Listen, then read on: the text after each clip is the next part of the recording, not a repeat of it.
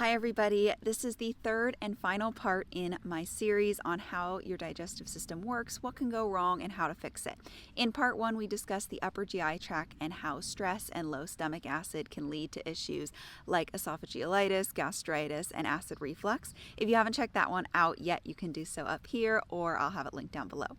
And in part two, we discussed your small intestine and how nutrient deficiencies and leaky gut can occur. If you haven't checked that one out, you can do so up here or I'll have that linked down below as well. And today we're going to discuss the large intestine, what happens after your food leaves your small intestine, enters the large intestine, or also called the colon. I'll talk about your gut microbiome, bowel movements, diverticulitis, Crohn's, colitis, and how you can fix symptoms like bloating, gas, abdominal pain, constipation, and diarrhea. Also, this is kind of a long one because a lot can happen in your colon, so if you want to skip ahead to a specific section, I will have timestamps linked down below. First, let's look at how digestion in your large intestine works. So first, whatever is not absorbed through your intestinal walls into your bloodstream in the small intestine, this is mostly going to be fiber and undigested foods, will travel to the large intestine and will feed your gut bacteria. Now, the right amount and the right kind of food will help promote a healthy, balanced microbiome. However, several things, including poor food choices, like eating too much sugar and processed foods, will cause an imbalance in your microbiome, causing some of your microbes to overgrow. Typically, these are referred to as bad bacteria, but I recently learned no bacteria is truly bad, and any bacteria or microbe can cause issues if it overgrows and is in excess. Then it can cause really uncomfortable symptoms. So for example, you always have candida in your microbiome, and it's not a bad yeast inherently, but when it overgrows, it can cause a yeast infection or thrush or these other kind of issues. Also, some microbes that overgrow can actually increase gas production. Now, some of these gases will draw fluid away from your colon, making your stools really dry and can actually cause constipation. And some of these microbes produce gas that actually increases the water flow to your colon and can lead to diarrhea. Anyways, that's really just scratching the surface on how your microbiome affects your health, so I'll go much more in depth into this later. For now, just remember that a healthy, balanced gut microbiome is essential for your digestion to run smoothly and to keep you symptom-free.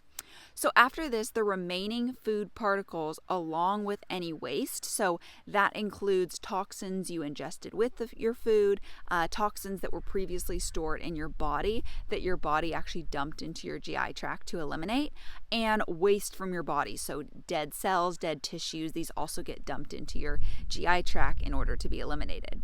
So these are all compacted into stools. And as they move through your large intestine via peristalsis, which is just a muscle contractions that are kind of wave-like in your colon wall, they will leave a more solid stool behind, and eventually your stool will get close enough to your rectum that you get the urge to go and you have a bowel movement.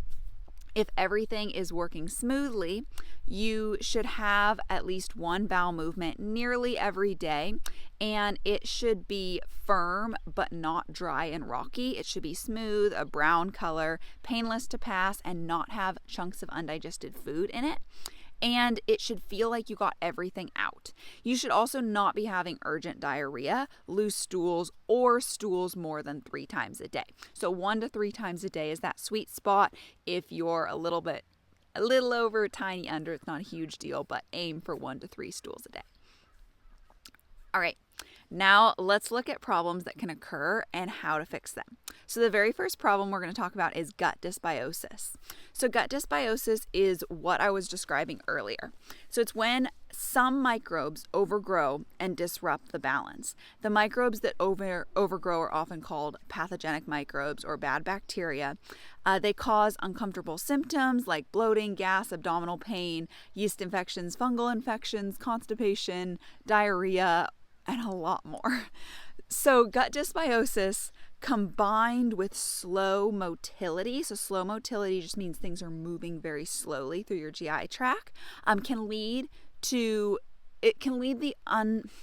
It can lead the imbalanced gut microbiome to overgrow up into your small intestine, and that's what will give you SIBO, which we briefly talked about last time. So the main things for overcoming SIBO are going to be healing your gut microbiome, which I'll get into in a second, and improving your motility.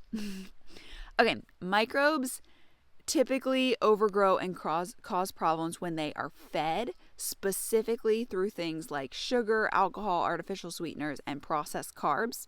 Also, when there's a lack of diversity in your gut microbiome, it gives some microbes a chance to overgrow easier. So all of this is caused by, or can be caused by, several different things. So one is being born with a poor microbiome. You inherit your microbiome from your parents. When you are birthed through your mother's vagina, you get your microbiome, and her microbiome is influenced by your father's microbiome, so your parents are giving you your microbiome. Now, if they didn't eat the best, if they had a lot of antibiotics, if they didn't live the healthiest, if your mother was on birth control for a long time, all of these will negatively affect their microbiome and hence your microbiome. So being born with a poor microbiome really sets you off on the wrong foot. So if you want to have kids, definitely work on your microbiome and your health first, and that will improve your kids' health a ton. So antibiotic use, I just touched on this. If your parents used a lot of antibiotics, also if your grandparents used a lot of antibiotics, or just even a few, it really has a lasting impact on your microbiome. A lot of people say you can never get it fully back to how it was pre-antibiotics. So if they used a lot of antibiotics, if you use a lot of antibiotics, all of that is going to really negatively affect your microbiome. Also, not consuming a nutrient-dense ancestral diet with lots of fermented foods in it is going to leave you more susceptible to microbiome issues. Not getting enough time outside, too much sanitation, this can cause a lot of issues I'll get into later. And then stress, taking over-the-counter pain relievers like ibuprofen, Advil, Aleve, naproxen, and Tylenol. All of those are really harmful. Other medications, chemicals, toxins, EMFs. Certain microbes will actually feed off certain toxins, while that same toxin will inhibit other microbiomes or other microbes and lead to an imbalance. So another problem that can happen in your microbiome is when things like antibiotics, hand sanitizers, antibacterial soaps, and harsh cleaners destroy the cell wall of bacteria. So this causes them to morph into what's called L forms. Now, contrary to popular belief, these things do not kill microbes. And when microbes lose their cell wall, they're not killed. They're just morphed into the L forms. So L forms are a lot more dangerous form of bacteria because they lack a cell wall. So they're kind of like a globby blob that can move, and it can, get real small and seep through little cracks. So it can get inside of your cells and inside of your cell's nucleus and cause a lot of issues. Fortunately, through a healthy diet and a lifestyle, they can regain their cell wall again and become safer microbes. So microbes can also overgrow to help eliminate toxins. So if you get an infection, it means your body is polluted with chemicals that need cleaning out, and microbes can clean it out. That includes flukes, parasites, worms, protozoa, and others. They all help cleanse because they're bigger than bacteria. They're excellent for getting heavy metals out of tissues in the body. So if you get an infection, you want to figure out the toxin that you're being exposed to in excess and what the source of that toxin is. And you want to cut that off so that the microbes can finish eliminating whatever toxins you have stored, and then there's no need for them and they will actually go away and your infection will go away. So, to support a healthy microbiome and overcome gut dysbiosis, here's what you want to do. You want to eat either an ancestral diet, or if your issues are very severe, you want to actually follow a GAPS diet. So I have a video where I go in depth into what an ancestral or Weston A. Price diet is, so I will link that up above and down below as well. And then I also have a video where I go over the GAPS diet, so that is gut and physiology or psychology syndrome. And this is a diet made by Dr. Natasha Campbell McBride specifically for healing your gut. I really like this. It's a little more restrictive, but it is just designed to be the exact foods to help you heal your gut. So I think that is fabulous if you are willing to go the extra mile there, or if you have really severe issues. I think that's an awesome option. There are a few different versions of the GAPS diet. I have a video where I go over the GAPS intro diet, which is the strictest form of the GAPS diet. So if you want to check that out, I'll have it linked up above and down below. So essentially, you just need to be eating a diet that is nourishing your body, supporting a healthy gut microbiome, and not having a lot of things like sugar and refined carbs and processed food and alcohol and artificial sweeteners. That includes stevia, because all of those are horrible for your gut if you already have gut dysbiosis. I mean, they're not good for you at any time, but when you have a healthy microbiome, you can handle a little dessert now and again without it causing a bunch of symptoms. But when you have gut dysbiosis, you have to cut these foods out. If you have a very severe case, if you have cut those out and you are not seeing the progress you want, then you need to cut back even natural sugars and starches, because these can feed the imbalanced microbes that have overgrown. Those microbes only eat sugar and starch. So when you cut that out, it will help bring your microbiome back into balance. I have seen plenty of people heal their microbiome while still eating fruits and squash, but some people do need to actually cut those back or cut those out in order to heal.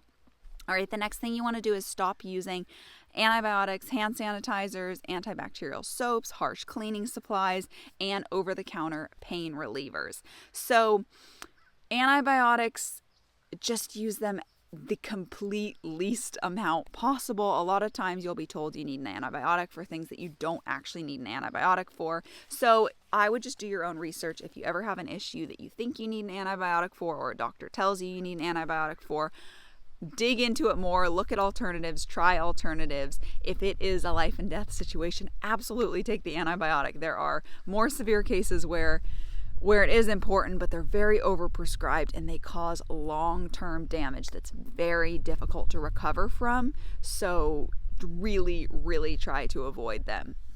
Also, if you're taking any medication, you're most likely going to want to wean off of those. There are a few exceptions on medications that people have to take for whatever reason, but a lot of them can be weaned off if you address the root cause of your issues and heal, and that will help your gut microbiome a lot. Medications can really mess that up.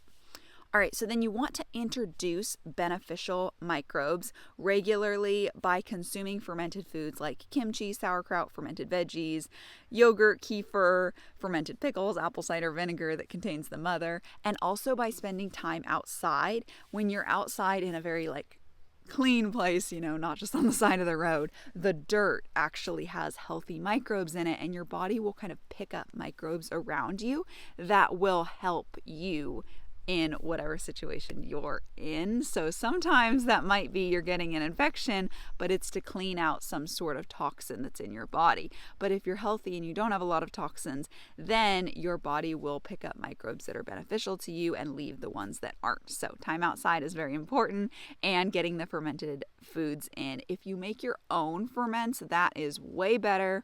But if you feel like you have to buy them, that's good too, but homemade is definitely much better. All right, so then you need to find your fiber sweet spot. Fiber is going to feed whatever microbes are in your colon.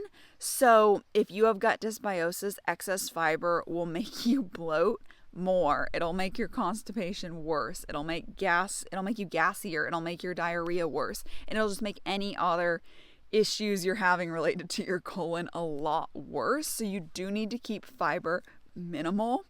This is really, really important for healing. You don't have to be completely fiber free, but you really don't want to be having grains and beans and raw veggies all the time. That's not going to work well. Okay, you also want to reduce your toxin exposure, because a lot of the times, like I was saying, microbes overgrowing and causing infections is actually just to deal with a toxin that your body is storing. So you really want to be aware of where you're most likely getting toxins in so that you can reduce your exposure as much as possible. I have a whole video that goes over this, so I will link that down below. I ran out of tags to use to link it up above, so it'll just be down below.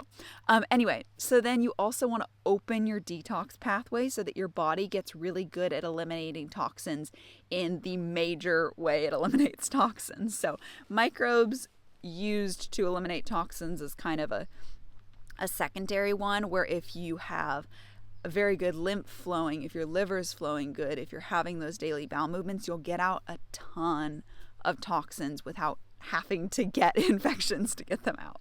So you really want to open all your detox pathways. You've got to do this in order to make sure that you actually eliminate the toxins and don't just resurface them and get sick. So definitely check out my video. I'll link down below on how to detox the right way and to open your detox pathways. So that is it for your microbiome. So let's move on to the second main problem that can happen in your colon, and that is Crohn's and ulcerative colitis. So basically this is going to be lesions and inflammation of the lining of the GI tract. So ulcerative colitis affects only the innermost lining of the large intestine, but it is confined to your colon, and it also occurs in a continuous patch. But in Crohn's disease, inflammation can appear anywhere in the digestive tract from your mouth to your rectum, anywhere at all. And then it's most often found in the end of your small intestine and the beginning of your colon. But damage and inflammation from Crohn's can actually penetrate deeper into all the layers of the bowel wall, and it can occur in multiple patches in various locations. So you could have a little patch of Crohn's like at the beginning of your colon, another one a little further down your colon, another one up a little higher in your small intestine, another one up a little higher in your esophagus. So that's kind of the difference between them, where ulcerative colitis is just going to be a shallower, it's not as deep of a lesion, and it's just going to be one patch of it somewhere in your colon. So Crohn's and colitis are caused by lesions and inflammation of the gut lining, which is caused by things like a poor diet. So a lot of seed oils in your diet can lead to a lot of inflammation. A lot of sugar and processed foods can lead to inflammation as well. And then if you're having excessive plant foods that have a lot of fiber and cellulose and anti-nutrients and things that are difficult to break down, those actually end up scraping at your gut lining.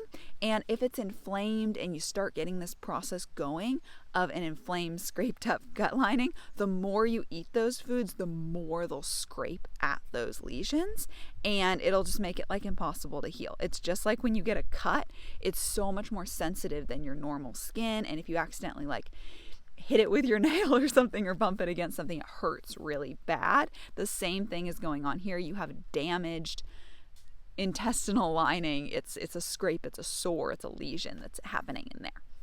So nutrient deficiencies can also contribute here because you need nutrients, especially things like healthy fats and collagen, to rebuild and repair your gut lining. So if you're not getting enough nutrients, your body's not going to be able to repair it. And if you're stressed, that's going to waste a lot of nutrients in that stressed state. And it's going to also prevent your body from working on healing. So another thing that can happen here is if gut issues are just left untreated, they can progress to this. So with all disease, it starts out very small with a small symptom you have one day, and the more you continue these habits that cause imbalance where you're not listening to your body, you're not eating good foods, you're eating too much foods, you're eating the wrong foods, all of that snowballs over time. And if you don't correct it, it just gets worse and worse and worse. So a lot of times Crohn's and colitis started out with poor food choices, eating too much. Okay, someone started getting constipated, they started getting bloating, their microbiome got off, they started getting IBS symptoms, and it progresses over time. So the earlier you treat things, the better. Always, you don't want them to progress further. So I just wanted to mention that too. So with Crohn's and colitis, gut issues that aren't healed sooner will oftentimes manifest as Crohn's and colitis later.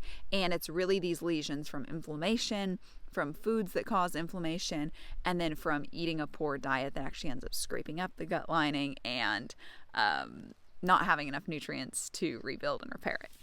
So let's talk about what you can do to heal Crohn's and UC. So you want to eat an animal-based or GAPS diet. Now, I don't say ancestral here because you really do need to go stricter than just a Weston A. Price ancestral diet for healing Crohn's and colitis, because this is a more severe issue. So you can do an animal-based diet. If you want me to make a video on that, let me know in the comments, because I haven't made one yet and I feel like that would be a good topic. So let me know if you're interested. But in short, an animal-based diet means you center your diet around nose to tail animal foods, and then you eat the least toxic plant foods. So that's going to be like fruits and squashes, not things like grains or nuts or leafy greens. You just avoid those completely. Dairy is sometimes had, sometimes weighted on. It depends on the person. So you can do an animal-based diet, or you can do a full-on GAPS diet. You can do GAPS full, or you can do GAPS intro. It's up to you. Like I said earlier, I have a video on GAPS intro, so I have that linked below if you want to. But essentially, you really need to be eating a diet where you're getting plenty of collagen, glycine, vitamin A, healthy fat, and other nutrients that will heal your gut lining. You also really need to be having at least 2 cups of meat stock every single day. And then when you're more healed, you can move to bone broth. Because this is a more severe issue, it's better to start with meat stock and then move on to bone broth later. Both are excellent for healing. Bone broth is a little richer in nutrients, but sometimes people can have histamine reactions or other issues tolerating it at first, and they really need meat stock just to move a little more slowly and make sure they're having something their body tolerates really well. So I would start with meat stock. You also want to get at least half an ounce up to an ounce of liver every single day. This will give you lots of nutrients you need to heal your gut lining. You want to get plenty of healthy animal fats, nose to tail animal foods, eggs, and yeah, those are really nutritious. You also want to include fruits. You can include some cooked veggies. I would prioritize squashes and things like that. And then raw dairy, if it's tolerated. Raw is going to be so much better here. It's always better, but when you have this severe of issues, it's really, really important to prioritize getting raw, very high quality dairy. So then you want to completely cut out grains, legumes, seed oils, alcohol, sugar, artificial sweeteners, and processed foods. You really need to be strict here in order to heal. You need to manage stress as well and just support your overall gut health, and this will help you heal your Crohn's or colitis. The third problem that I see in the colon is diverticulitis. So diverticulitis is when these little pouches called diverticuli form in your colon. So these are pouches that form out of your colon as opposed to the polyps that sometimes happen as you get older that can lead to colon cancer later on. Those are like hard and they come into your colon. But the diverticuli, the pouches, go out. So it's like your colon's going along and there's this big pouch coming out of it. So the food can get caught in these pouches and start to rot and inflame the pouches, and that leads to diverticulitis. So it's just diverticulosis when you have the pouches. It's diverticulitis when they get inflamed. So this is not caused by a lack of fiber in your diet. The mainstream thing talked about for diverticulitis is, oh, you need to make sure you're getting enough fiber in your diet so your stools are bulky enough so that you can exercise your colon muscles enough. And if they don't get exercised enough, then they'll get weak and they'll start to get soft and form pouches. But that's really just stupid and doesn't make sense, because your colon muscles are gonna get exercise from your stools no matter how much fiber you're having, because you still are going to have waste. If you eat 0 fiber at all, if you eat a complete carnivore diet, you will still have bowel movements, because fiber is not the only thing that makes up your stools. Like I was talking about earlier, toxins your body's trying to get rid of are part of your stools. Dead cells and tissues and waste, your body is constantly regenerating and making new cells, and there's waste from that. There's internal waste that has to come out, and that gets out in your stools.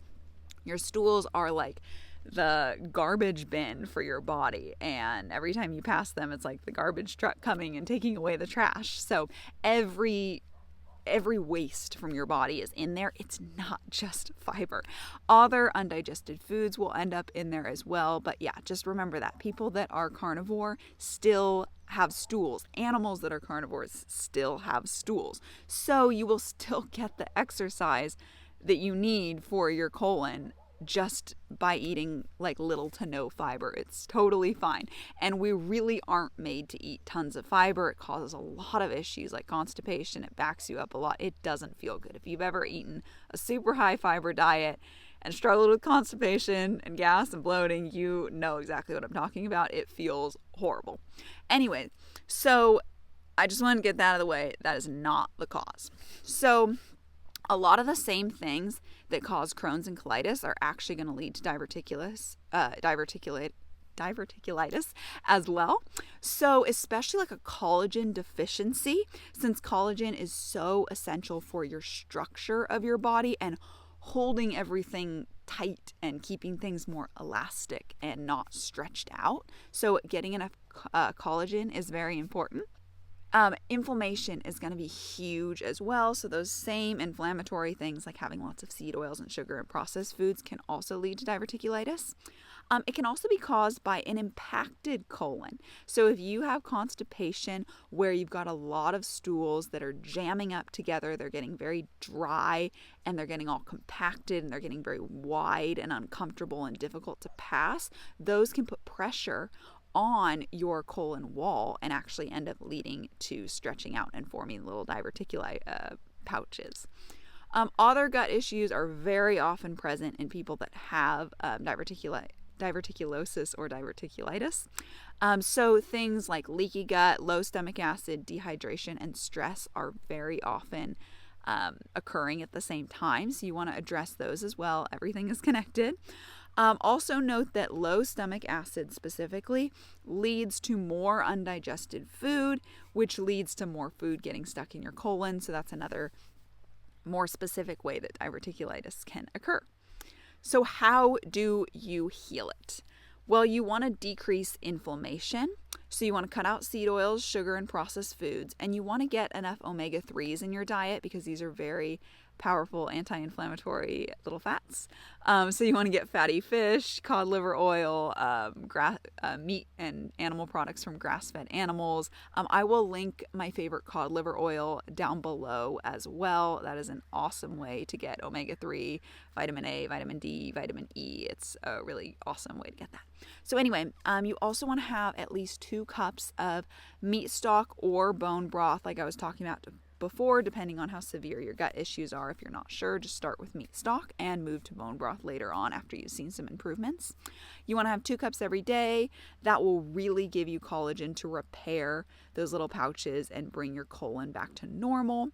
If you have other gut issues like constipation, leaky gut, low stomach acid, you really want to heal those at the root. Everything is connected. That will help with your diverticulitis as well.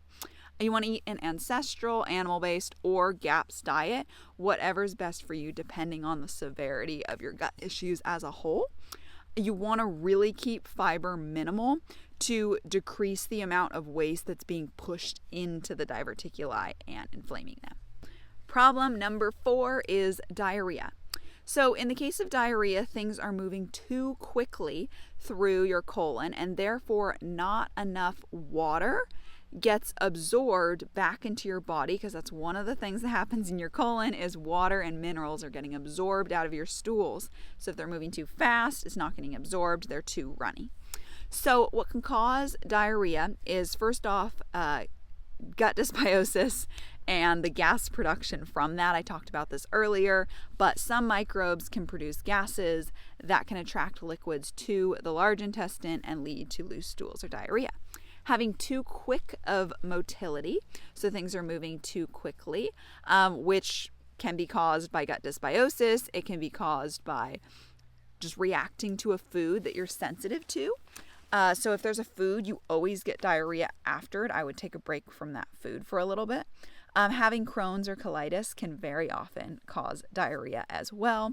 And then sometimes this can just be a way for your body to flush things out. That's why a lot of times you'll get diarrhea when you get sick. It's a way for your body to cleanse and flush things out very quickly. So if it happens just a tiny bit in the short term, these things I'm going to be talking about in a second on how to heal it will help, but it will also probably go away on its own. Whereas if you've had diarrhea for a long time and it's chronic and repeating, you extra need to work on these things because it's not just going to go away on its own unless you change something.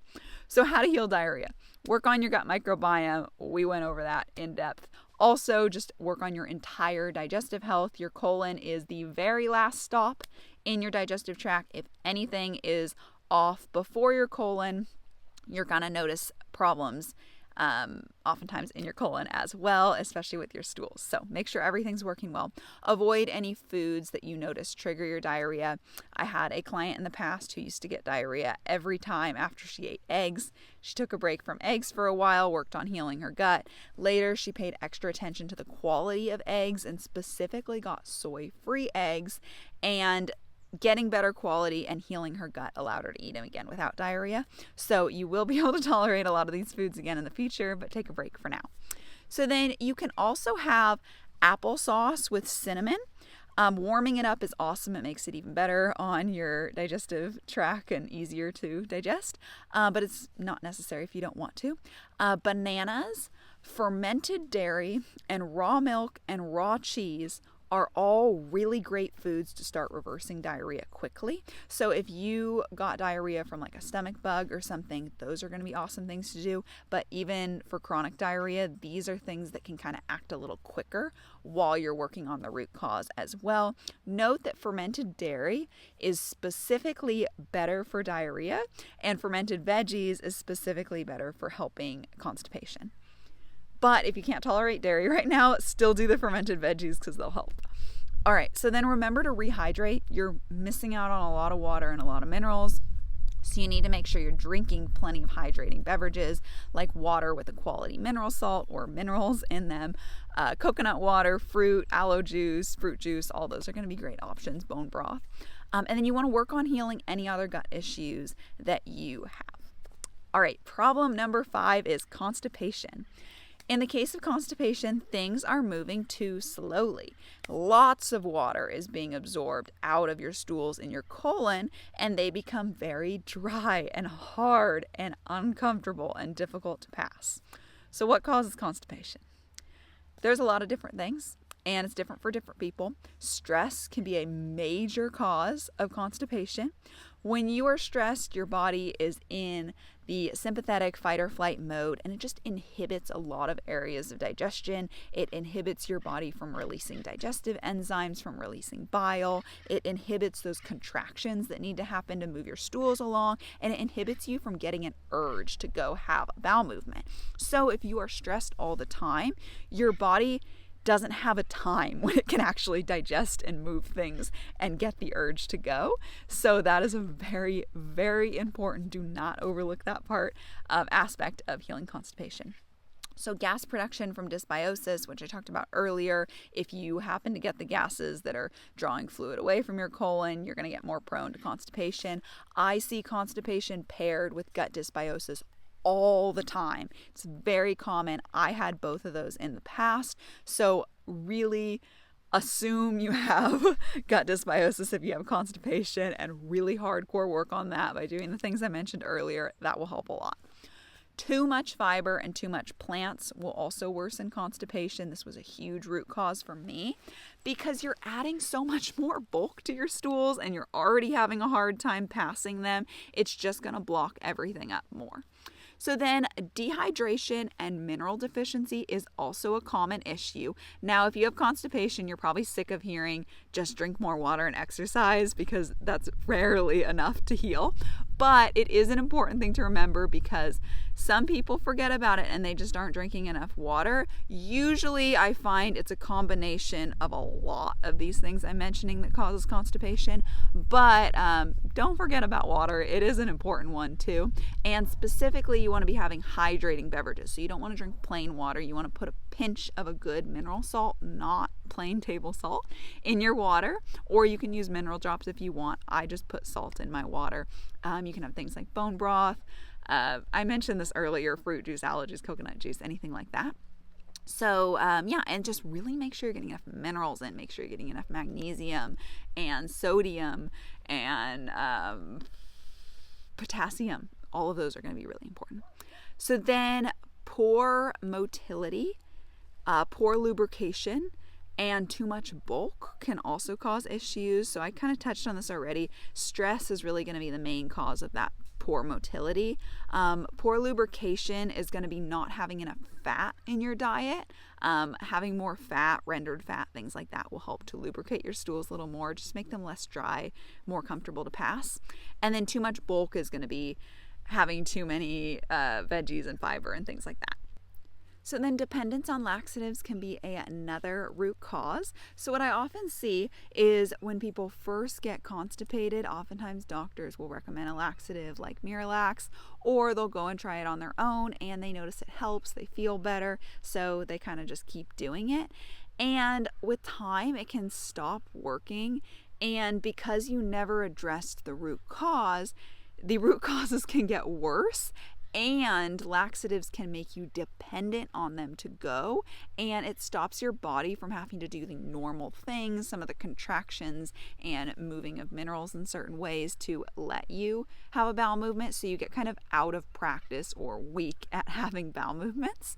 So you really want to avoid laxatives right from the get-go if you can. Never taking them is ideal, or at least only having them once in a blue moon to help move things along, but you really want to avoid them. Now, if you've already been having them for years, it happens, just move forward from where you're at now. You're going to want to address the root causes that I've been talking about already, and I'll get into a little bit more in a second. So you want to work on the root causes, and then you want to get off the laxatives. So this can look like a few different things. You can just go cold turkey off them. You can gradually go off them. You can switch to something like enemas instead. There are a few different options. Different things are going to work well for different people, but you do need to get off those laxatives. They are damaging your colon. Even more natural ones. Don't take Senna regularly. It works by damaging your gut lining, irritating it, and that's what causes a bowel movement. So no Senna, no Miralax, don't do any of those kinds of things. So then also, this is not common, but it can happen sometimes. Sometimes you can get a parasite that grows really, really large and actually is blocking part of your colon. So that can be a cause of constipation. It is not very common. If this is the case, taking a few anti-parasitic herbs can be helpful, as well as doing an enema or a colonic, and that can just help kind of clear things out. That can also just help for clearing stuck stools and giving you kind of a fresh start. You still need to address the root causes. It's not a magical cure, but it can be very helpful for certain people. So then lack of exercise and movement can also be a huge contributor or cause of constipation as well. Moving your body as a whole will help things move in your colon. And then having poor digestion in general, like I mentioned earlier, your colon is the last stop. Having trouble anywhere for higher up in your digestive tract will just pass the burden on and make it that much harder in your colon. If you have low stomach acid, if you started your digestion by eating when you were stressed, things just aren't going to be broken down efficiently. You're going to have a lot more waste and that much harder of a time passing your stools. So I have a daily constipation checklist that I will leave linked down below.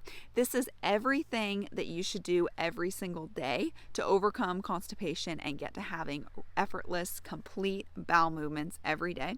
So if you want to have that checklist so you can just have that visual right in front of you and physically check off each thing every single day to make sure you're healing your constipation, then check that out. I'll have it linked down in the description. This is actually a resource that I made for my clients because I thought it would be really, really helpful, but I wanted to share it with you guys too. So I will also go over in a second some of these things on how you can heal constipation, but just wanted to mention if you want that resource, it's linked down below. So how to heal constipation. You need to stay hydrated by drinking those hydrating beverages. You need to drink 2 cups of bone broth or meat stock every single day. That will hydrate you. It'll repair any damage in your colon, and it will really just nourish your body optimally.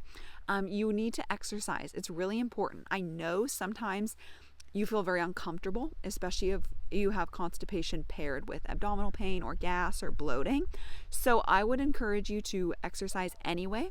Oftentimes, if you choose to exercise first thing in the morning before you eat anything, it's going to feel a lot better. And bonus, it's going to help stimulate a bowel movement. So that is the best time for most people with constipation to exercise. Everybody's different. You'll still benefit from exercising at a different time in the day.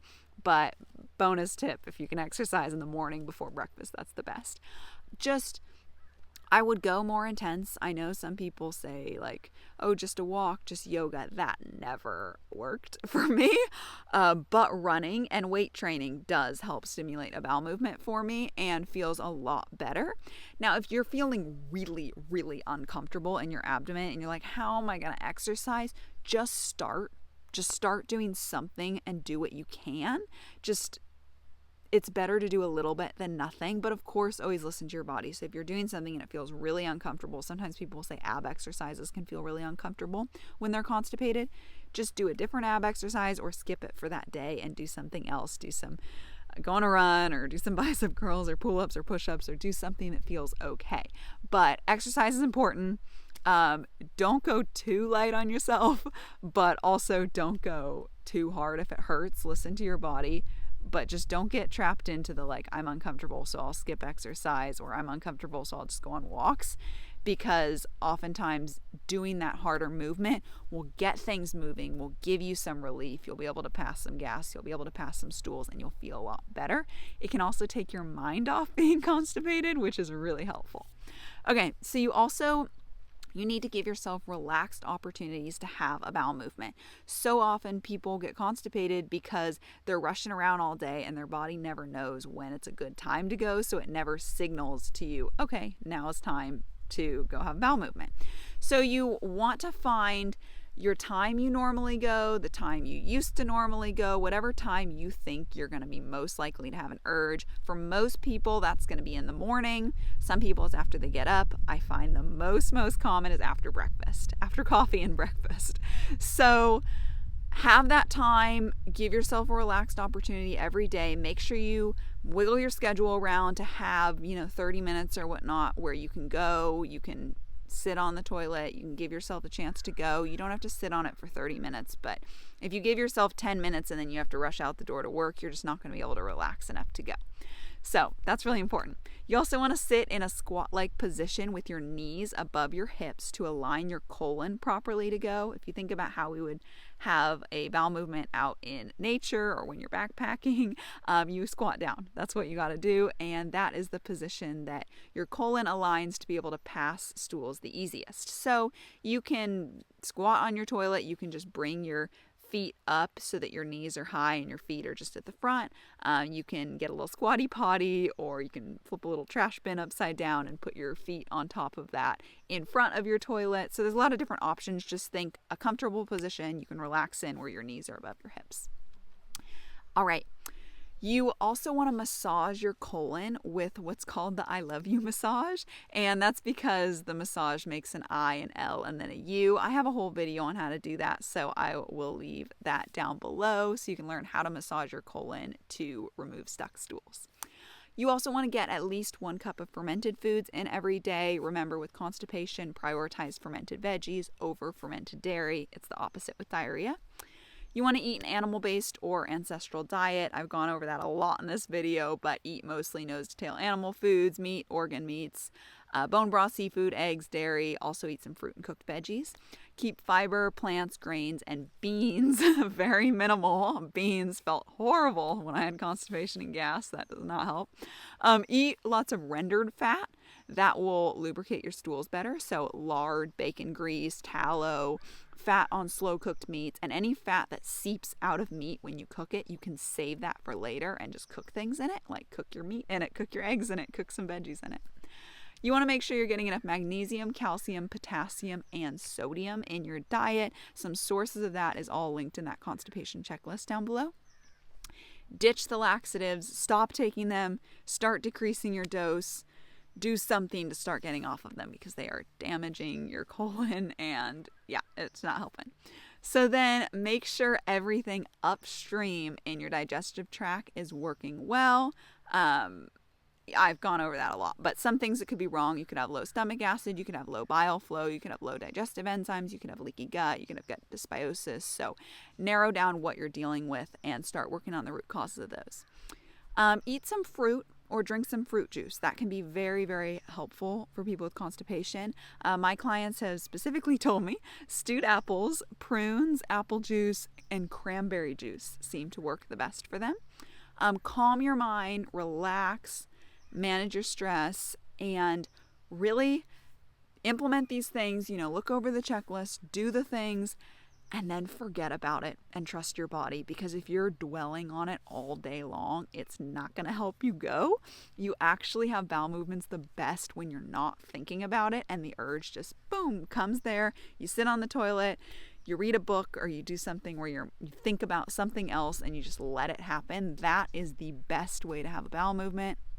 And it's the way your body does it the best. If you're like, I gotta go, I better go, I'm gonna go try.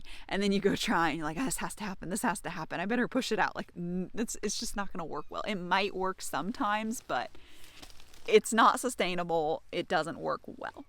So yeah, remember you can get that constipation checklist down below. Also, it's possible to be so constipated that liquid stools can bypass and kind of squeeze around your compacted constipated stools and cause diarrhea. So that's one thing to look out for. Also, it's possible to have alternating constipation and diarrhea. This is almost always caused by a gut microbiome imbalance, because you've got these gases and some of them are drawing fluid to your colon, some are drawing them away, and you kind of end up flip-flopping between constipation and diarrhea. So if that's you, work on your gut microbiome. I hope you've enjoyed this series on how your digestive system works, what can go wrong, and how to fix it, and found it helpful. I covered most of the most common things that I see go wrong in people's digestive systems and how to fix it here, but there are still other things that can happen. This is not an exhaustive list. So if there's anything else I missed in this series that you would like me to cover in another video, please leave it in the comments. I love hearing your suggestions for videos, and I do make videos pretty often on your guys' suggestions. So I'd love to hear yours. And if you would like more help healing your specific gut issues, I do offer a program called Ancestral Gut Healing, where I help you to heal chronic gut issues at the root using ancestral nutrition and holistic practices like the ones I was mentioning in this video, so you can become symptom-free and pain-free ASAP. So if you want to learn more, book a call with me. I'll leave a link down in the description, and on the call we'll go over your health history and your current gut issues. I'll share what I think you need to change in order to heal, how I can help you with that, and the logistics of what's included in the program. So if you're interested in learning more, definitely book a call with me. I would love to talk with you. Thank you so much for watching, and I will see you next time.